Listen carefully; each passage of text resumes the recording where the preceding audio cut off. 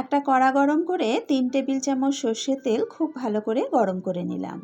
300 গ্রাম পটল নিয়েছি, মাথার দুদিক থেকে বাদ দিয়ে গাটাকে ঘষে নিয়ে এইভাবে সরু সরু করে কেটে নিয়েছি।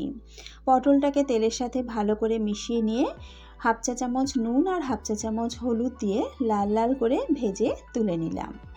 পটল ভেজে তুলে নেওয়ার পর যে তেলটা ছিল তার মধ্যে দিয়ে দিলাম হাফ চা চামচ কালো জিরে, 1 চা চামচ গ্রেট করা রসুন আর পেঁয়াজ কুচি।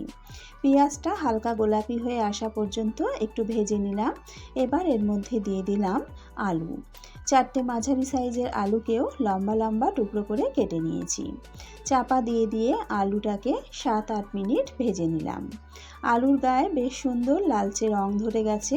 এই সময় দিয়ে দিলাম হাফ চা চামচ জিরে গুঁড়ো, হাফ চা চামচ ধনে গুঁড়ো, হাফ চা চামচ হলুদ গুঁড়ো, দিয়ে দিলাম হাফ চা চামচ লঙ্কার গুঁড়ো আর হাফ চা চামচ কাশ্মীরি লঙ্কার গুঁড়ো। স্বাদ মতো নুন দিয়ে সমস্ত কিছু খুব ভালো করে মিশিয়ে নিলাম। গুঁড়ো মশলা যাতে পুড়ে না যায় তাই সামান্য জল দিয়ে ভালো করে কষিয়ে নিলাম। আলু খুব ভালো করে কষানো হয়ে গেছে। এই সময় দিয়ে দিলাম ভেজে রাখা পটলগুলো আর 4-5টা কাঁচা লঙ্কা চিড়ে দিয়ে দিলাম।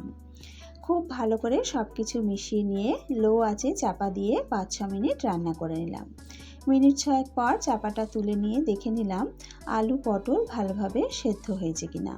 আলু পটল খুব ভালো মতন সেদ্ধ হয়ে গেছে। এবার এতে দিয়ে দিলাম সামান্য একটু চিনি আর দিয়ে দেব 2 চামচ টমেটো সস। টমেটো সসটা দিলে বেশ একটু টকটক ভাব হবে। টমেটো সসটা দিয়ে চিনি আর টমেটো সসটাকে ভালো করে মিশিয়ে নিলাম। নামানোর আগে ওপর থেকে একটু ধনেপাতা কুচি দিয়ে নেড়ে চেড়ে নামিয়ে নিলাম। চটজলদি এই রেসিপিটা তৈরি করে নিয়ে কিন্তু গরম গরম রুটি পরোটার সাথে খেতে অসাধারণ লাগে। তাছাড়া ভাতের সাথেও কিন্তু খেতে ভীষণ ভালো লাগে।